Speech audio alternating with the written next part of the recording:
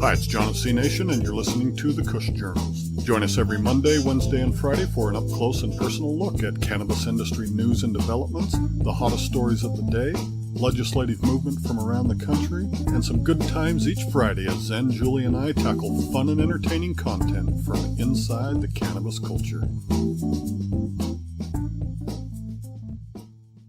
Hey, it's John at C Nation, and you are tuned in to High Times Friday. Say hi, Zen. Howdy. Say hi, Jules. Hi, me.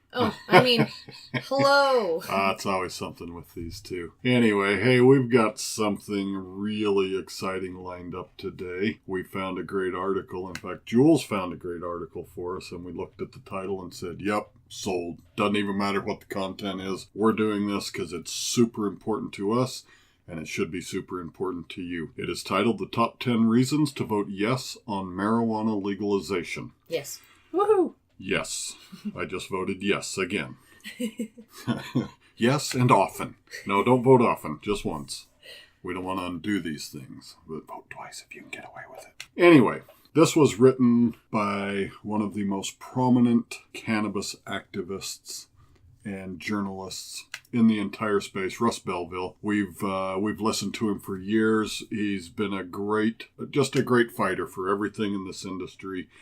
And in the off chance you've just been on some planet somewhere else and don't know who he is, look him up. He's easier to find than Reefer in Oakland. Props to you, Russ Belville, for writing this. We're using this for our own reasons, but full credits to you and full credit to High Times for this content. Anyway, the reason we're so excited about this, and you might be saying to yourself, but gosh, it's not even March yet. Why do we need to concern ourselves with voting that might not happen till November of this year? Well, for starters, 12 states have cannabis legislation on their ballots this year. But leading up to that, we have a lot of primaries that will happen between now and all through the summer. And this is where you get a chance to also potentially vote for cannabis-friendly candidates, to get them on the ballot. They won't necessarily come into play for what will happen in November, but there'll be the lawmakers after all of this stuff goes into effect that will write these laws, or in some instances,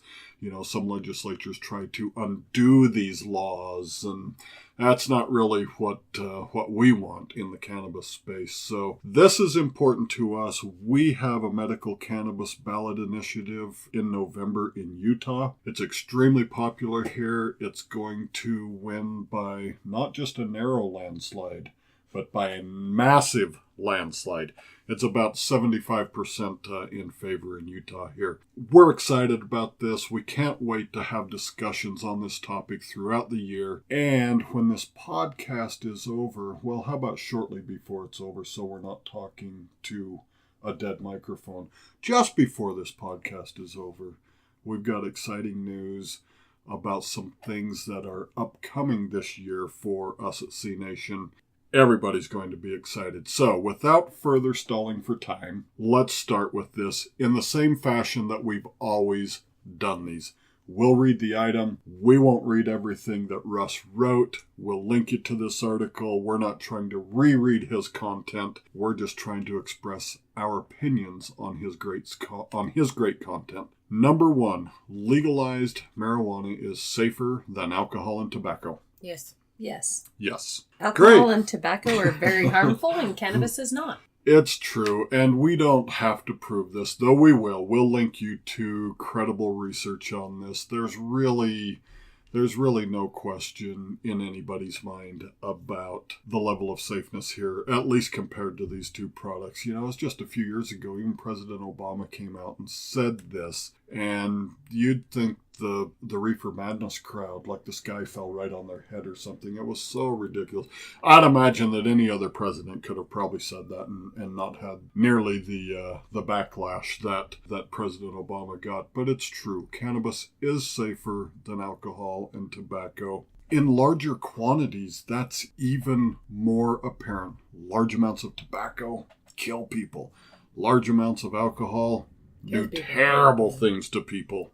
People, including society as a whole. including killing them. Absolutely, it's one of the worst things out there. So yes, please vote yes to legalize marijuana in your jurisdiction, if for no other reason than it is safer than alcohol and tobacco. Well, see, and I'd rather hang out with someone that's smoking cannabis than someone that's drinking alcohol because of the attitudes that comes through alcohol. Oh, for sure. Definitely. A few hours in on all of these products. You get people that are mean, people that want to cry. It's just... Right. Yeah, I'm not saying that they're all like that, but I don't drink anymore because alcohol of that. does things to the people that cannabis doesn't. Yep. It does. You smoke too much cannabis, you sleep. It causes a change in us that's not generally always positive. Absolutely. Number 2, marijuana prohibition is a costly failure. Definitely. Yeah, on any... The cost of incarcerating all of those incarcerated for these tiny amounts. Well, and it's been so racially biased and so socially, economically biased too. Rich kids of any color don't really suffer through this as much, but even amongst the rich, people of color get treated a little bit differently, but a lot of this comes down to whether you can afford a lawyer or not, and that's a sad state of affairs in this country. But get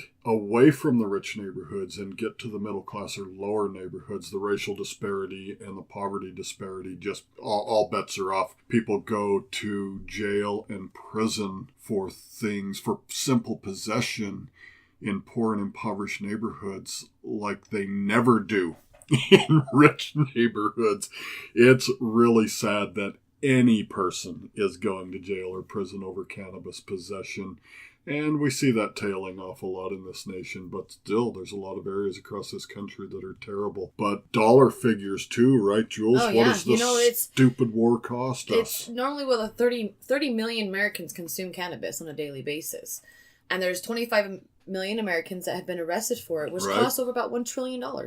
About $1 trillion since the early 1970s when President Nixon decided that a war on drugs was a good idea. Now, maybe a war on drugs isn't a terrible idea, but this morphed into a war on drug users. And that's never been really proper protocol here. Drug use, But you've got a drug steady abuse. supply all the time of drug users if you don't go for the top dog. Use and abuse of drugs is a medical issue. It's not a criminal justice issue. If a person under the influence of those drugs did something that was criminal, well, that's a criminal component. Yeah. But drug use and drug abuse is far more a medical issue than a criminal justice issue. And the most success we've had in this country is when administrations have focused more on education and intervention and less on criminal justice. Sadly, that's only been a couple of presidents since the 1970s that have focused on this. So absolutely, on any level that you want to measure, marijuana prohibition has been a total costly failure. Which goes into the next one. Number 3. Marijuana prohibition funds gangs, cartels, and terrorists. By prosecuting the small players in the game, who do you think benefits from that? The big dogs. The gangs, the cartels, and the terrorists that are at the top of where the illegal cannabis is coming from. No, it's true. I mean, those guys aren't guys that go to prison. They have money to stay out of the fray. Plus, they're removed by so many levels. People don't really know who they are. I mean, we know some of the names and faces of some of these largest drug cartels, but only by reputation. Anybody actually slinging drugs for these people, they don't know them. They don't know how to get a hold of them. They couldn't possibly snitch or narc them out if they wanted to. Plus, they'd just be killed. So, that's how those people roll. But it's true. Marijuana prohibition funds the black market and the really violent and dangerous side of drugs. I mean, we're speaking about cannabis. There are drugs out there that are a far worse trade. Oh, yeah. Heroin and meth, etc. Well, and they'll just turn to that anyways if they stop selling that. They will. They are, and they have been losing their cannabis customers. And which are glad to take them. Yeah, legalization of cannabis means that we aren't spending our dollars with them. Well, so. It's true. It's true. If you're going to spend money on cannabis, buy it legally, because at least it affects your community positively, at least in theory. I mean, there's tax revenue that's there, and tax revenue works to improve communities in part. And education and intervention are part of the expenditures for this tax revenue. So absolutely. Buy it from a dispensary, which got it from a local grower, which, it's all local economy. Stop funding gangs, cartels, and drug dealers for sure. Number 4, marijuana prohibition hurts youth and minorities most. Well, we've touched on this. They're the ones that but get prosecuted the most. It's absolutely true. There's no question about it. The New York City Police Department is under fire once again for racially profiling. They've been under fire for like 20 years now for this stuff. And it's cannabis. It's low-level possession. They stop and talk to these guys on the street. They make them empty out their pockets. Oh, there's a joint. I kid you not. There's a joint. Out come the handcuffs. Yeah. Really? Just take it and smoke it with them. You know you're taking it and smoking it at home. So, but to incarcerate people over simple possession, and you're right, it is youth, it's minorities. Oh, you're just in the juvenile system. This stuff won't show up when you're an adult. Well, then why arrest him now? Exactly. It's just so stupid. So why not help them by giving them a class or something like that? Get them more educational on for sure. We'll link some research to this topic here that really shows the youth and racial disparity in this country when it comes to cannabis prosecution. It's I don't even know the right word. It's despicable. Is what it really is. Yeah, it is staggering. Number 5, legalized marijuana protects kids better than prohibition. Yeah, definitely. For all the reasons we've just talked about. Because if they're not selling it on the street corner, well, then where's he going to get it? By going to a dispensary? No, they're going to ID him. Yeah, dispensaries want ID. If you're medical, you can get in when you're 18, but if it's recreational, not till you're 21, just like a bar. They are pretty strict about it. In fact, we've been to dispensaries all over the place. I'm 52. I don't even look like I'm almost 21. I don't even look like I have recently been 21. IDs, they don't care. It doesn't matter. So we have seen that in practice 100% of the time. So that's definitely a plus. Also, prohibition just never, ever works. The craftiest, the stealthiest, the most hustlingest Isn't that how the mob got so prominent in the United States? It was helpful when alcohol prohibition went into place roughly a century ago, whenever that was, roughly a century ago, and it was on for 10 or 12 years. Absolutely 5 minutes after that law passed, organized crime in New York and elsewhere were already slinging drinks. So they had a stranglehold on the alcohol industry for a decade or better. And it's even looking back on that and knowing factually what a disaster it was and how much money it put in the hands of organized crime. We don't seem to think that's a problem with organized cannabis criminals. For some stupid reason, of course it's a problem. So legalization is way better protection for kids than prohibition. Lab testing's a part of that, isn't it? It is. Definitely lab testing and labeling. Your kid is going to be inhaling or consuming. Yeah, no question about it. They're getting pure cannabis from a dispensary. So yeah, when I was younger, my friends used to put stuff in there. I had no idea until I was an older age, and to find out what kind of stuff like cocaine. They put opium. I had no idea what they were smoking, and never told you. Never told me. They just told me that they were smoking weed. Yeah, and so now that I'm an older age, I'm just like, wow, I would have known back in the day if I had a label on the bottle itself, say, okay, I know exactly what I'm smoking. Yeah, this cannabis contains cocaine and opium. Well, at least you're informed. Exactly. Right? No, I think I'll pass on that. You got any without the cocaine and just the opium? I want that one. Right. I mean, at least you're informed. Exactly. And so the testing labels at this point in time in all of the states that we've been to, they're testing for molds and other contaminants. They're testing for heavy metals.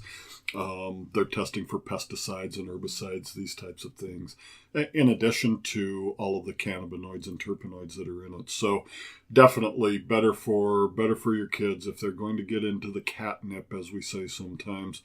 Best to know they're getting into the stuff that's pure, that's really cannabis, and not some spice or kratom or any of this other stuff that's junk, or worse, by the way. So, excellent. Number 6, legalized marijuana is a safe therapeutic supplement. Of course it is. Yeah. Only since the dawn of time, right?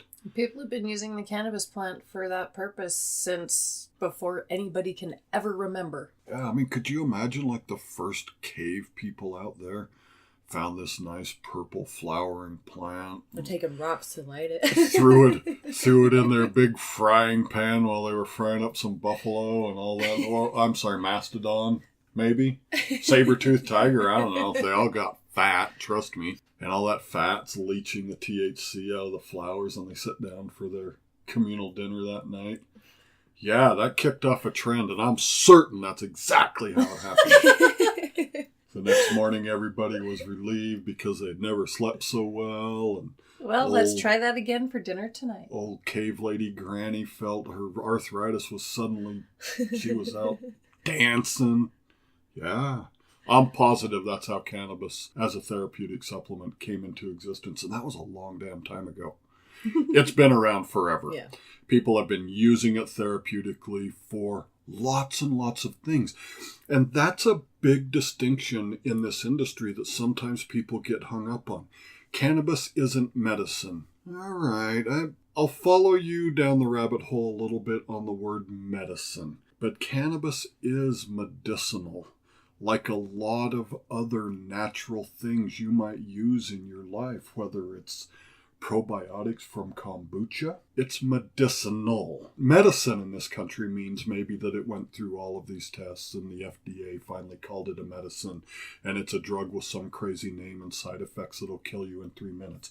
Because they add other That's medicine. But medicinal, yeah, cannabis is definitely used medicinally, quite effective for really several different reasons. All sorts of things that ail you. And we don't care whether you're a child using it under the supervision of your parents because you have epilepsy or similar, or whether you're just an old hippie that likes to smoke it because it makes your body feel good. It makes you get out of your chair. That's a plus if that's what it does for you. So there's no question. Please vote yes for marijuana legalization, if for no other reason than it is a safe therapeutic supplement. Number 7, legalized marijuana replaces toxic, addictive pharmaceuticals. Yeah, it's been proven too. So many times. I was just looking. Opioid deaths are down in the states that have legalized. Yeah, they are. So there is an 11-year study that went on from 1999 until 2010 that's widely available to anybody that wants to use it. This is peer-reviewed. This is now available anywhere on the internet. I always find it at the Journal of American Medicine.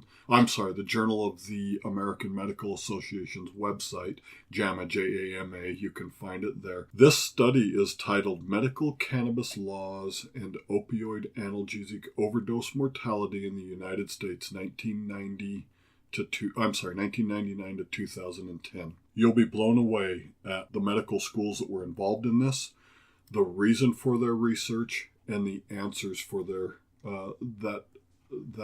they got. But I'm going to read one really short thing that is their conclusions and their relevance.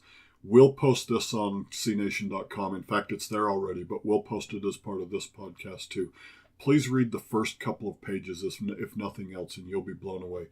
But here are their conclusions and the relevance of this study. Medical cannabis laws are associated with significantly lower state-level opioid overdose mortality rates. Further investigation is required to determine how medical cannabis laws may interact with policies aimed at preventing opioid analgesic overdose. 25 to 33% drops in opioid overdoses in jurisdictions around our country that have legalized cannabis for medical and even for adult use. This is peer-reviewed. It's indisputable. Countless Americans have dumped their pharmaceuticals because maybe they just didn't want the chemicals, or maybe it just wasn't doing anything for them. Or because they were tired of being addicted to it. Well, sure. And price-wise, I'm here to tell you, and not just dollars and cents, but maybe the toll these things take on your body. Cannabis doesn't take that toll. You can grow it. You can make your own medicine at home.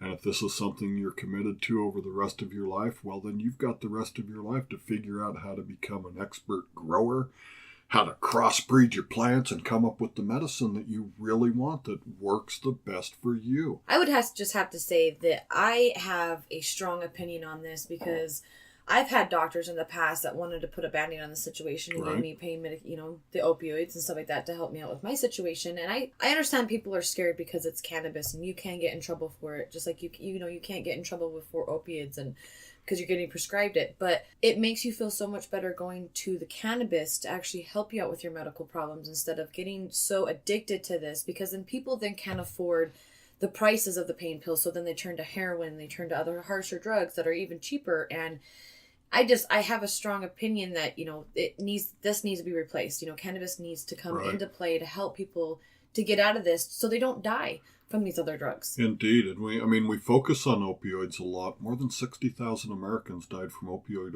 overdose deaths last year. Now, it's not just pharmaceutical. Some of that might be lumped in there is heroin overdose, but that's a natural path for a lot of people who are addicted to opioids, and it's almost always price driven. Heroin is so much cheaper. But there are other drugs too. We've read, seen, heard countless stories. I mentioned kids that have this Dravet syndrome, epilepsy. It's intractable epilepsy. And we've seen and heard just countless stories where any pharmaceutical drug never really worked. It often made matters worse. But as soon as they tried some cannabis extract, particularly the Charlotte's Web that's almost pure CBD, a little bit of THC to get that entourage effect, all of a sudden these kids came out of their seizures and have started to act like they've never acted like themselves before. Nothing from the pharmaceuticals world helped them. It often made things worse. It turned them into zombies, and they were basically just little kids that never moved. Yeah, they just laid there and still had their seizures left, right, and center. So definitely legalized marijuana replaces toxic, addictive pharmaceuticals, and this isn't even in question. This isn't really up for debate any longer. Number 8, legalized marijuana opens the possibilities of industrial hemp. Yes. Yes. Yes. Very big. All right, part of prohibition. Part of the reefer madness was logging companies not wanting hemp to overtake them in paper production. Legalized marijuana opens the possibilities for industrialized hemp. Perfect. They have their chance back to actually make, more efficient paper. Yeah, back in the day, William Randolph Hearst, who was a big player in cannabis prohibition, owned all sorts of newspapers left, right, and center, and he bought into all of this hysteria and saw he didn't want hemp paper. He didn't want any of that. He didn't want it to affect, the logging and all of that stuff. And since it resembles cannabis. Yeah. Boom. Easy to lump them together. It is, because it looks like that, you must be guilty. So it is absolutely, just ridiculously absurd that hemp is illegal in this country. But that's all falling left, right, and center around the country. Yeah, it's falling apart. I think, Indiana had recently, they wet their pants over some stores selling. Geez, I can't get that out. They wet their pants because some stores in their state were selling liquid CBD product, hemp-derived CBD, and they came unglued. They threatened business licenses and lawsuits, and I think a lot of people with real information about hemp kind of stood back and said, really? The CBD content of hemp? Yeah, so in jurisdictions around the country, this is falling just every day. And even in Utah, our legislature is getting close to the end of their legislative session, another 10 days or so, and they'll be out. But they're sailing through a bill right now that will legalize hemp in Utah, roughly for all purposes. And it's about time. Not that there was any real super duper issue here in Utah, but it's legalized, and it will be before this legislative session's over, and that's really going to be great. We have great areas in our state to grow hemp, and we have great reasons to use hemp for every reason in this state, including, medicinally. So I'm excited about that. Hemp really is a multi-billion-dollar industry just waiting to just explode in our country right now. And if you're looking to get into the medical cannabis space, it might be an easier pathway to decide you're going to do something in the hemp space. It's definitely easier from a regulatory standpoint. And like in Utah, it'll hardly require anything if you want to be, because it's just going to be made legal for roughly all purposes here. But, there's less issue with any criminal justice activity on hemp too.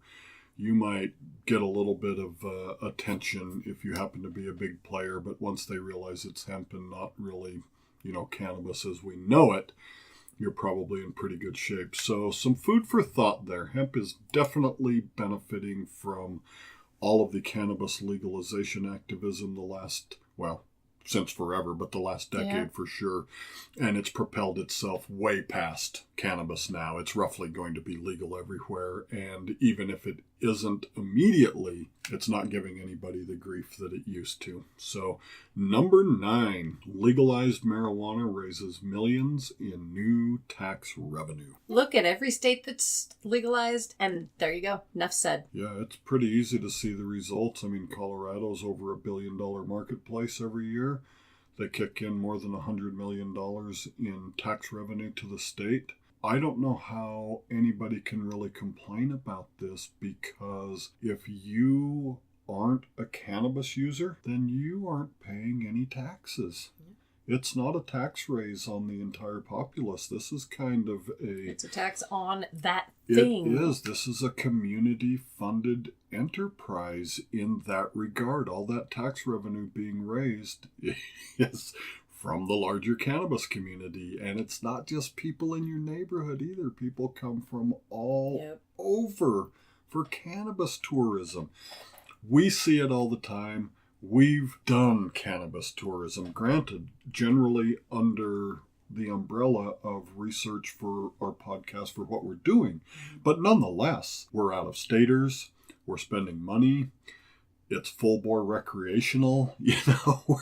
If there's any tax or fee to be had, we've paid it, because we're no longer giving it to our drug dealers. We're out-of-staters. Well, that's true too. We're no longer funding the cartels. Yeah, now some of this tax revenue might be a shift. Some people have maybe stopped drinking and moved into cannabis, and that's their tax dollars following them. There's not taxes on alcohol for the general populace either. That's a community-driven tax there as well. But yeah, there's just no disputing that legalized marijuana raises millions in tax revenue, and sometimes in a hurry, as we witnessed in Nevada. Yes. They benefited from the 5-6 years ahead of time that Washington and Colorado and other states put in all that legwork on us. They legalized July 1st last year. They did. We were there. We saw the lines that were hundreds and hundreds of people deep in 115-degree temperatures. We read the reports as soon as they were available. They were roughly generating about $1 million a day. And that's instant. Now, Las Vegas has the advantage of being a tourist town, but so what? They're not the only tourist destination in America. Yeah. And if you've got cannabis, you might be a tourist destination waiting to happen, particularly if you're regionally located in an area that doesn't have a lot of cannabis. Now, in the West, we're seeing more and more. You can roughly drive from the farthest northwest point of, well, if we threw Alaska in there and the legalization going on in Canada, you could roughly drive all the way down. But let's just stay in the continental 48. You can go from Washington to Oregon to California to Nevada to Arizona to New Mexico without ever leaving a legal cannabis jurisdiction. Now, some of that's medical only, but a lot of that's a reciprocal state. If you have a marijuana card from California, as an example, you could go to Arizona. Now, here's the interesting thing. Arizona won't let you into any of their medical dispensaries if you don't have an Arizona medical card. But since they're a reciprocal state, if you are in Arizona with your cannabis and have your card from another jurisdiction with you, you're good to go. They just won't let you buy the cannabis in their dispensaries if you're from out of state. Versus Nevada, which is a real true reciprocal state, you can go to any dispensary there with any other state's medical card and be treated as a Nevada medical patient. So it's awesome. Then stay in those states. Don't go to Utah. Don't go to Idaho. Go the long way. Come to Utah after November of this year. But all of that is so tourism based. The weather's so great out here. People really do come out to the West, and then they go on these long drive vacations and they explore cannabis from state to state to state. And we can assure you that what's available in Nevada isn't in California, and in California isn't in Oregon, and it just goes on and on and on. You're going to find your greatest strains in all of those states for sure, but this is all really localized. It's a craft industry for a lot. So I know I've rambled on a little bit here. Tax revenues are a super great reason because they help fund all of these things that we really want and need funded, including education and intervention for people that have gotten in a little over their head, even with cannabis. So, and finally, number 10, this is the biggest duh moment of them all, right? Number 10, legalized marijuana works. Yes, it does. Yes. Just vote for it. What did Russ Belville mean by this when he wrote that it works? It works on every level you can possibly think of. What would it be negatively impacting? So in the states what would it be positively impacting? So traffic, and I mean on the roads in your cars, we haven't seen a real uptick in DUID, as they call them, drug-related DUIs. We haven't seen the uptick in traffic accidents, fatalities, these types of things. We haven't seen youth cannabis rates. Yeah, we haven't seen any overdoses. We even, as sympathetic as we are to Maureen Dowd and people in the world who have consumed too much by way of edibles, we are sympathetic. We really are, trust us. No deaths. And some freak-out moments, for sure, for some people, but no deaths. It is not fatal. Opioid use. So many fatalities. Must be down, because if fatalities are down, that means opioid use and abuse is down in general. Some of those people who found their way to cannabis surely would have been numbered among the dead at some point from opioid use abuse. So all of that's a super plus. It does work. It's generating revenue. There's more than 100,000 cannabis-related jobs in this country. Mm-hmm. It's an economic machine. It's employing people. Investors are making money. Investors are helping this industry thrive. They should make money. It's their money they put at risk here, but they're helping the industry, rise up from the ground. And there's quickly. Really no limit to the growth of the industry either. There isn't. We'll see consolidations, but this is a real market-driven commodity here that, since the history of history, has been popular with mankind. Its popularity through legalization isn't waning at all. It's in fact, it's increasing a little bit. So, yeah, for all of these reasons, please vote yes on cannabis legalization this year. Please vote yes in your primary elections for candidates who support cannabis legalization. We don't care what political party they're from. And lastly, I said there was some good news. We can't give you all the specifics yet. You'll find out in a press release before too long. We're just nailing some things down at the moment. But we've decided with some partners of ours, some other groups around town here in the greater Salt Lake City area, that we are going to host and produce and put on a medical cannabis convention and expo in June of this year. We'll play a large broadcast voice for that convention. And we've got another one later this year. I don't really want to get into it. It's a little bit offshore, and we're a few months away from that happening. But another convention, which will play a large voice will play a large role in the broadcasting, in the advertising, in the community outreach for that convention as well. So please stay tuned. Great things are happening at C Nation. The convention and expo that we're hosting later this year is going to be awesome. I guarantee it. We already have speakers lined up. We already have the agenda dialed in. It is really going to be fabulous. So more on that later. For Zen, say bye, Zen. See ya. For Jules, say bye, Jules. Bye, me. Bye, everyone. I'm John at C Nation. Thank you for tuning in to High Times Friday, and thank you, High Times, for the top 10 reasons to vote yes on marijuana legalization, and thank you, Russ Belville, for writing this.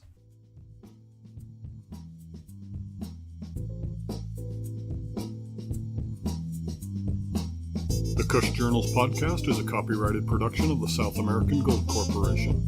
We appreciate your likes and shares on social media, including Facebook, Twitter, Instagram, and Spotify.